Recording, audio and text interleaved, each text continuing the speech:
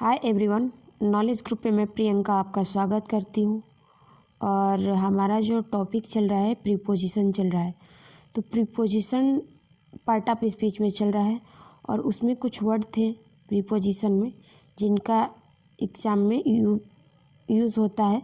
तो उसके अकॉर्डिंग हम एक एक वर्ड का अर्थ के साथ आपके साथ एग्जाम्पल भी डिस्कशन कर रही हूँ ताकि आप इजी वे में अच्छे से समझ सकें। ठीक है, तो सबसे पहले आप लोग बताइए कि आप लोग कैसे हैं। आप लोग बहुत अच्छे होंगे और आपका स्वास्थ्य भी और हेल्थ भी बहुत अच्छा होगा और डेली आप क्लास ले रहे होंगे और कंटिन्यू क्लास भी लीजिएगा, क्योंकि अगर कंटिन्यू आप क्लास करते हैं तो इस चीज़ का बेनिफिट सबसे ज़्यादा आपको होने वाला है। ठीक है, तो ज़्यादा ना टाइम लेते हुए सीधे हम टॉपिक पे आके बात करेंगे।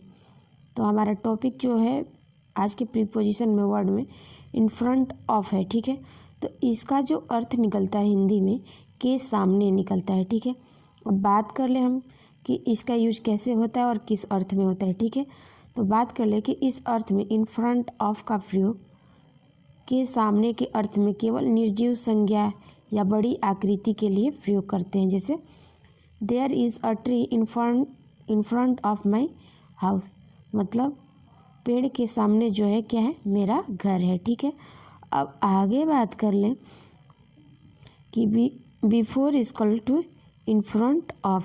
तो बिफोर का मतलब भी पहले होता है और इन फ्रंट का मतलब भी के सामने, यानी के सामने होता है। ठीक है, के प्रयोग में संदेह नहीं करते, क्योंकि बिफोर का प्रयोग केवल सजीव के समक्ष करते हैं, जबकि इन फ्रंट ऑफ का प्रयोग सजीव और निर्जीव दोनों के लिए करते हैं। ठीक है, जैसे एग्जाम्पल देख लो, जैसे Ram is standing in front of me in the queen. ठीक है, या दूसरा एग्जाम्पल देख लो कि there is a big garden in front of my college, मेरे विद्यालय के सामने या मेरे कॉलेज के सामने बहुत बड़ा क्या है, गार्डन या बगीचा है। ठीक है, और तीसरा एग्जाम्पल देख लीजिए कि Ram is standing before me in the queen. ठीक है, तो राम जो है आगे जो वर्ड है प्रीपोजिशन में एमिड या एडमिनिस्ट। ठीक है, तो इसका जो अर्थ निकलता है कि बीच में निकलता है। अब देख लेते हैं कि इसका प्रयोग जो होता है किस सेंस में होता है। ठीक है, तो इस अर्थ में इसका प्रयोग स्थान को प्रदर्शित करने के लिए किया जाता है, किसके स्थान को। ठीक है, जैसे a beautiful was city amidst the young. ठीक, तो इसका अर्थ होगा कि एक सुंदर शहर में के बीच में जो है जवान लोग रहते हैं। ठीक है, अब बात कर ले कुछ में इसमें थोड़ी सी समझने की बात है, तो इसको समझ लेते हैं। जैसे एडमिन या एडमिनिस्ट का प्रयोग सिंगुलर अनकाउंटेबल नाउन के पहले बीच में के अर्थ में करते हैं, और यहाँ कभी कभी एमंग या एमंगेस्ट का भी एंगमेस्ट का प्रयोग नहीं किया जाता, क्योंकि एडमिट एंड एडमिस्ट का प्रयोग सिंगुलर अनकाउंटेबल नाउन के पहले होता है। ठीक है, तो आई होप कि यहाँ तक की चीज़ें आपको अच्छे से समझ में आ चुका होगा। तो आप हमारे चैनल को सब्सक्राइब कीजिएगा, लाइक कीजिएगा और अपने दोस्तों के यहाँ शेयर कीजिएगा। ठीक है, अब आगे जो वर्ड हैं उनको हम देख लेते हैं और उनसे संबंधित आपके साथ एग्जाम्पल डिस्कशन कर लेते हैं।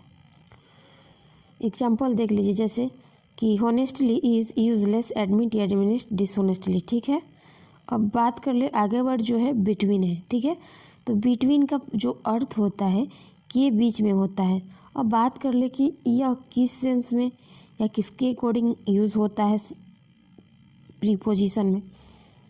तो दो व्यक्तियों या वस्तुओं के बीच में अर्थ में, बीच के अर्थ में बिटवीन का प्रयोग करते हैं। जैसे Rita is sitting between Gita and Sita. ठीक है, रीता जो है सीता और गीता के बीच में बैठी है।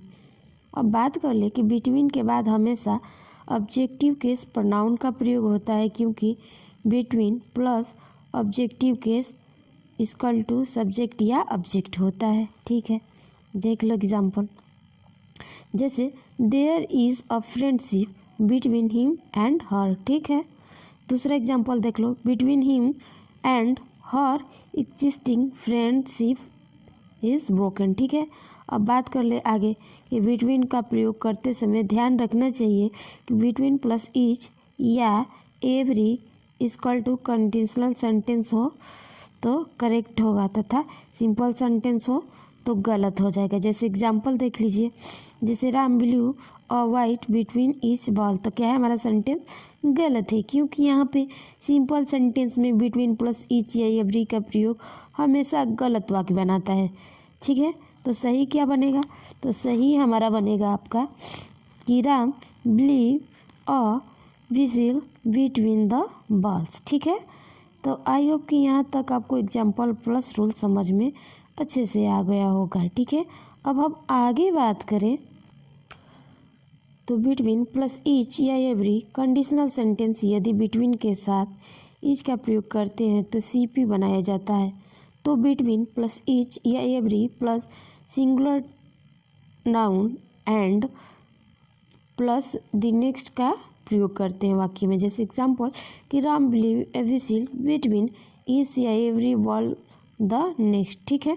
अब आगे बात करें कि बिटवीन का प्रयोग के बीच के अर्थ में या दो से अधिक व्यक्तियों या वस्तुओं के बीच में रेसिप्रोकल रिलेशनशिप यानी पारस्परिक संबंध व्यक्त करने के लिए प्रयोग करते हैं, ठीक है। एग्जाम्पल देख लीजिए, जैसे there is a good alliance between 5 countries, ठीक है। या बिटवीन का प्रयोग डिफरेंस के बाद करते हैं, डिफरेंस या अमंग या अमंगेस्ट, ठीक है। जैसे एग्जाम्पल है कि please explain the difference between this 4 points, की यानी 4 पॉइंट्स के बारे में क्या आप एक्सप्लेन कर सकते हैं। अब आगे जो वर्ड है प्रीपोजिशन में, तो हमारा वर्ड है क्या, एमंग, ठीक है। अब इसके बारे में डिस्कशन कर लेते हैं।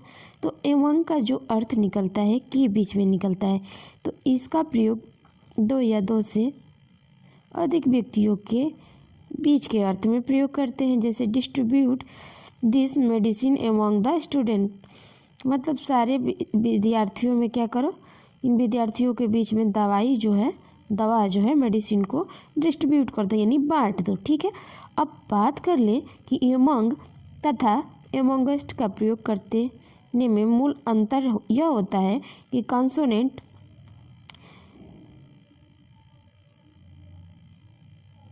SPN के पहले एमंग का प्रयोग करते हैं, जबकि भावल सिंगुलर प्लूरल और नाउन क्या होता है, सिंगुलर प्लूरल नाउन एमंगेस्ट का प्रयोग करते हैं। जैसे distribute the sweets among the boys, लड़कों के बीच में जो मिठाई है उसको बांट दो, ठीक है।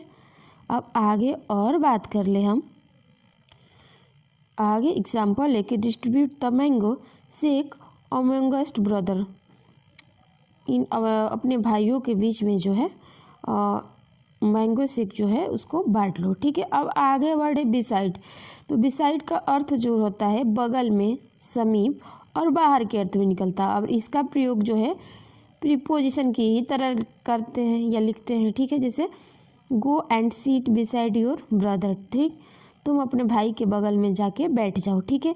या बिसाइड के अलावा या के अतिरिक्त के अर्थ में करते हैं। जैसे I have bike beside the car, ठीक है। अब बात कर ले कि beside plus noun equal to star या स्टार सिंगुलर नहीं सब्जेक्ट भर और ऑब्जेक्ट स्टार NCSS, ठीक है। अब थोड़ी सी बात कर लेते हैं आगे कि बिसाइड तथा एक्सपर्ट में समानता के साथ बहुत बड़ी विषमता भी है। बिसाइड सकारात्मक एवं नकारात्मक बिंदुओं को जोड़कर सकारात्मक भाव व्यक्त करता है, जबकि एक्सपर्ट जो है एक्सेप्ट नकारात्मक बिंदुओं को जोड़कर नकारात्मक भाव व्यक्त करता है। जैसे beside this air I have bike, देख लीजिए एक बार जो है एयर नहीं था, कार था, बिसाइड द कार एक बार कार को जोड़ रहा है और दूसरा बार क्या कर रहा है, बाइक को जोड़ रहा है, तो क्या हो रहा है, सकारात्मक भाव कर वो आ रहा है। या दूसरा एग्जांपल देख लीजिए कि except Priyanka everyone was present things, ठीक है। तो यहाँ पे जो एक्सप्लेन हो रहा है वो नेगेटिव थिंकिंग आ रही है, ठीक है। तो यहाँ तक की रूल प्लस एग्जाम्पल आपको अच्छे से समझ में आ चुका होगा। अब हम आगे बात कर लें। आगे जो वर्ड है एवोव का मतलब होता है ऊपर, ठीक है। The kites rose above the cool, ठीक है। लेकिन एवोव का प्रयोग लंबाई के अर्थ में ना होकर, ऊंचाई के अर्थ में ही ना होकर, संख्या या मात्रा के अधिक के अर्थ में होता है। जैसे there are above 20 student in the class, यानी वहाँ के क्लास में जो है लगभग 20 बच्चे हैं, 20 बच्चे से ऊपर हैं। या दूसरा एग्जांपल देख लीजिए कि माई इनकम इज़ एबव माई एक्सपेंसिंग, मेरा जो इनकम जो है, इनकम मतलब मेरा जो पैसा है, मेरा पैसा है वो मेरा कमाई से ज़्यादा से ऊपर ज़्यादा खर्चा हो जा रहा है, ठीक है। नोट है कि एवोव का प्रयोग संख्या सूचक शब्दों से पहले एवं मात्रा सूचक शब्दों के पहले अधिक के अर्थ में प्रीपोजिशन के रूप में लिखते हैं। अब बात करें कि एवोव का प्रयोग से परे के अर्थ में करते, जैसे Ram is good student above suspicion, मुझे संदेह है कि राम एक अच्छा विद्यार्थी है। या एवोव का यूज स्तर बताने के लिए इकाई सूचक शब्दों के बात करते हैं, जैसे माउंट एवरेस्ट इज 80,848 मीटर से एबव, माउंट एवरेस्ट जो है 8,848 मीटर से ऊपर है, ठीक है। तो आज के रूल प्लस एग्जाम्पल यहीं तक। आई होप कि आपको बहुत से अच्छे से समझ में आ चुका होगा, और समझ में आ गया हो तो आप हमारे चैनल को सब्सक्राइब कर लीजिएगा, अपने दोस्तों को भी बताइएगा और कमेंट कीजिए कि आपको ये क्लास कैसी लगी। अगर ऐसे ही आपको क्लास चाहिए तो आप हमारे साथ बने रहिएगा, ठीक है। तो आज तक की क्लास यहीं तक। Thank you and take care. God bless you.